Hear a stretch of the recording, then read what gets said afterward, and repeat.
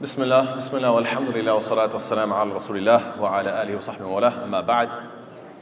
So, 2 nights ago we spoke about the ayah in which Allah Ta'ala offers the parable warning about giving in charity, showing off. And now we find, subhanAllah, this is going to be the last of this series, inshallah ta'ala, about charity. This time it's warning against what? A different danger. That when you give fi sabilillah, after you're done giving, you get a sense of complacency.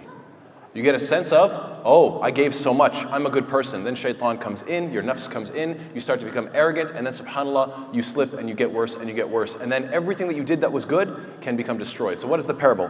أَيَوَدُّ أَحَدُكُمْ أَن تَكُونَ لَهُ جَنَّةٌ مِّن نَخِيلٍ وَأَعْنَابٍ تَجْرِي مِن تَحْتِهَا الْأَنْهَارُ لَهُ فِيهَا مِن كُلِّ الثَّمَرَاتِ وَأَصَابَهُ الْكِبَرُ وَلَهُ ذُرِّيَّةٌ ضُعَفَاءُ فَأَصَابَهَا إِعْصَارٌ فيه نار فاحترقت كذلك يبين الله لكم الآيات لعلكم تتفكرون. Would one of you like to have a garden? So, and the way Allah Ta'ala says, أَيَوَدُّ, would you love this? It's not أَيُحِبُّ, it's أَيَوَدُّ. Wouldn't you love this? يعني الود يعني الحب التام. It's a complete, full love. Wouldn't you absolutely adore that what? That one of you would have a garden. So this is talking about having an investment, a good source of income. But in addition to that, what? It has palm trees and grapevines. These are our luxury items. Saying what? That you have the best type of income. Underneath which rivers flow, implying what? That this is a steady source of productivity. It's going to keep giving, inshallah ta'ala. And then Allah ta'ala says what? And from which it has every kind of fruit. This is really interesting. Why would Allah ta'ala mention 2 luxury items and then in general every other fruit?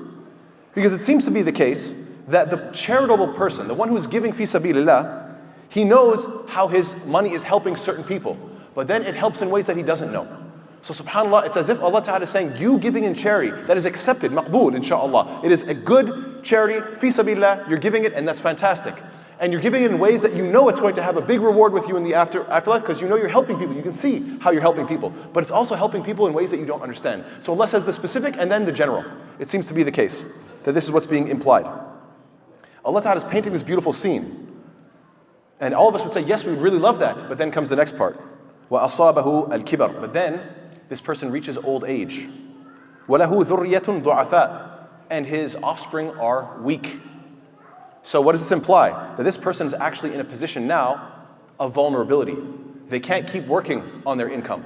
They can't keep working to make sure that the factory keeps producing. And their kids are dependent upon them.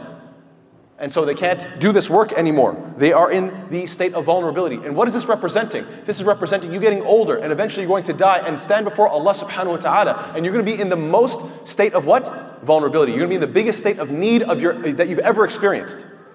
So, what does Allah Ta'ala tell us? Then Allah Ta'ala says that فَأَصَابَهَا إِعْصَارٌ فِيهِ نَارٌ فَاحْتَرَقَتْ. SubhanAllah. And what happens? That it is hit by a whirlwind, by a tornado, containing fire, and the whole thing is burnt up. SubhanAllah. Why these two? Well, a whirlwind is the pressure that moves things around, makes things a mess, displaces everything, but it doesn't fundamentally transform the actual parts and bits. Everything still stays intact, but it just gets moved around. Whereas fire doesn't move things around, it just transforms what it technically is. Oxidization, it burns it up, combustion. You put the two together, now you've destroyed the actual physical substance as well as thrown it everywhere. So this is the perfect way of destroying something.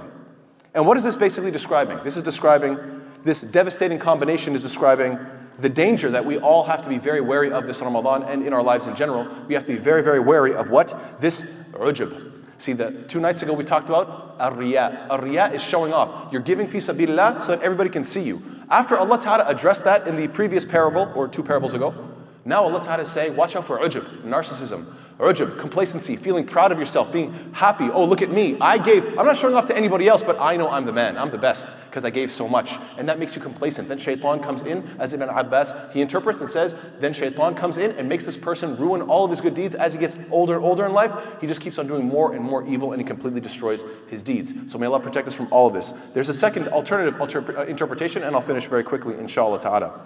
The second way, and Allah knows best, this is more of a hypothetical. But this could be the representation of a righteous man who works very hard all of his life. Decades and decades he's working hard to build up his wealth and to build up his business. He's accumulated lots of wealth and he's very charitable. Consistently he gives, fi sabilillah, mashallah, very, very, very generous. But then, now he's reaching his old age. And Allah Ta'ala could be referring to what? He has lots of children. But these children are not necessarily righteous. Perhaps they are weak. Perhaps they're weak in their deen. They're weak in their iman. Now, of course, regardless of whether your children are righteous or not righteous, it is your responsibility to take care of your kids. We all know this. But what happens when, as you get older, you become now a grandfather, they're married, they have their own jobs, they have their own careers, and you see your kids, mashallah, they have a house, they have cars, they have everything they need. They're not in need of you anymore. So now what happens? You're getting older, and you're watching this big bank account, and you're seeing it so accumulated, and then you're looking and you're thinking, I'm going to pass away one day. Where's my money going to go? And so, it could be that your money can go to these kids who don't need it. And since they're weak in their faith, it could be the case that it gets wasted on vanity projects. Can you imagine your spirit watching? I'm not saying this happens, but just imagine your spirit is watching as you've already passed away, and you're seeing that your kids are arguing with the wife. Should I get the blue Ferrari or the red Ferrari? Oh, you never listen to me, and they're fighting, and you're thinking, subhanAllah, I worked for decades so that they could argue about this. Or you're seeing them fight over inheritance. I want more money. No, I want more. And they're fighting over this. And you're thinking, is this what why did I work so many years to build up all this money? I could have invested it in those who actually need it. Yes, they needed it when they were kids. Now they're grown up. They don't need it anymore. I could have put my money into something useful. So subhanAllah, that would be like the person who spent his whole life building up this incredible garden just to watch it get ruined by these weak kids.